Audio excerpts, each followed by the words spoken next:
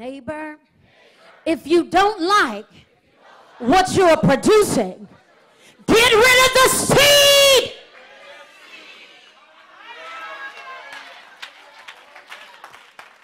I'm going to say that again. If you look at your life, and when you look at your life, you don't like what you have produced. Not somebody you didn't like. Not your baby daddy, not your baby mama, not your ex. If you don't like what you have produced, then you got to get rid of what's in you. Look at your neighbor and say, neighbor, if you want to get better, then you ought to get better seed. But if everything around you is dying, if everything around you is jacked up, if everybody around you is messed up, then apparently something that is in you is not producing life. And anything that is not producing life is producing death. So you wonder why you ain't got no joy. You ain't got no joy seed. You wonder why you ain't got no peace. You ain't got no peace seed. You wonder why you ain't got no love. You ain't got no love seed. You got the love of a bastard. I'm going to say it again. You got the love of a bastard. When you have the love of a father, the Bible says that love covers the multitude of sins. You can only have that kind of love when you have the love of a father. But when you have the love of a bastard, then everybody that did something wrong to you, you hold a grudge. That's the love of a bastard. When somebody does something to you, you want to get revenge on them. That's the love of a bastard. When somebody talks about you, you plotting, you planning, you scheming, because you have the love of a bastard in you. You got to get rid of that bastard seed. Oh, it's tight, but it's right. What you talk about, get rid of the bastard seed. You are only a bastard because you don't have a father.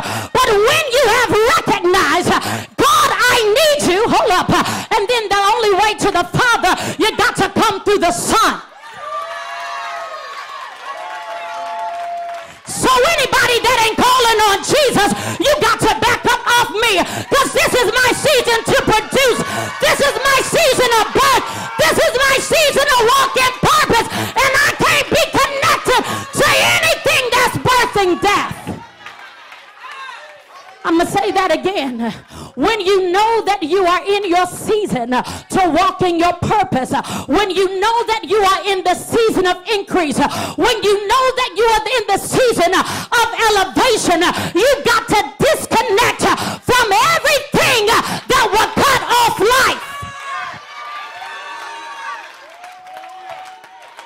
Listen, we wrestle not against flesh and blood, so I ain't mad at nobody, but I know that there is an adversary called the devil, and the devil is real. And if your mama don't submit to God, then she's susceptible to being used by the devil. If your brother, as hot as you are, ain't serving God, he is susceptible to being used by the devil.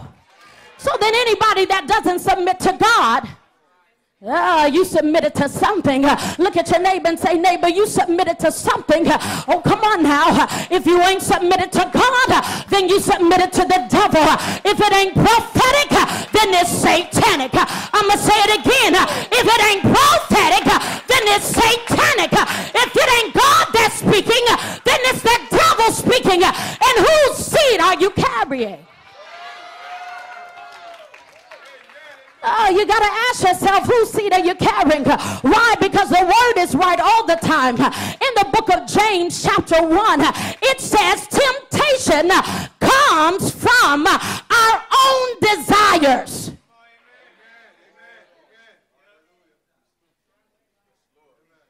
If you don't like dark chocolate, and I present dark chocolate to you, you are not enticed. So then that's not a temptation. But if somebody's sitting next to you, I didn't even offer it to them, but I offered it to you.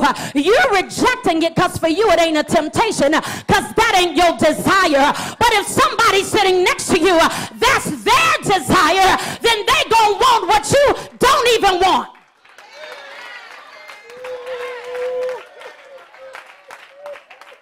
You might have to rewind that one. The only way we are tempted is because there is a desire in us that does not line up with God. So then when we talk about the spirit of adultery that infiltrates our marriage, then what happens is we know, we recognize, and we understand that number one, in your marriage, you're only tempted by something that was a desire that you wanted. So then most often, all the times, if your desire, it may not be a figure, it may not be a small waistline and big hips, it may be money. Oh, come on up in here. Come on, ladies, talk back to me. It used to be a time where the women were looking for sugar daddies, but times have changed. The men have gotten smarter. They saying, well, since she want to be a man, since she want to do everything, then let her do everything, and she gonna be my sugar mama. Oh, come on. If a man don't want you, all you got to do is buy one. Oh, I'm going to say that again. I'm going to say if he didn't want you, all you had to do is buy him. You didn't have to give him money, but you went and invested in a tummy tuck. You went and invested in a breast lift. Oh, come on up in here. You went and spent $300 on a hair weave. Oh, you just bought that man. You didn't show him the real you. You showed him what he wanted.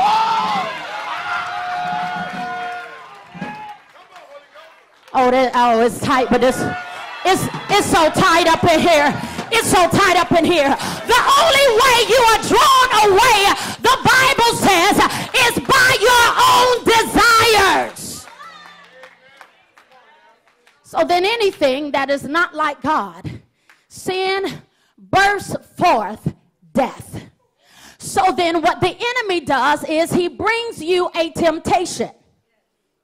And then when he brings you that temptation, he is enticing you out of the will of God. The devil don't care if you get drunk. The devil don't care if you sleep with nobody.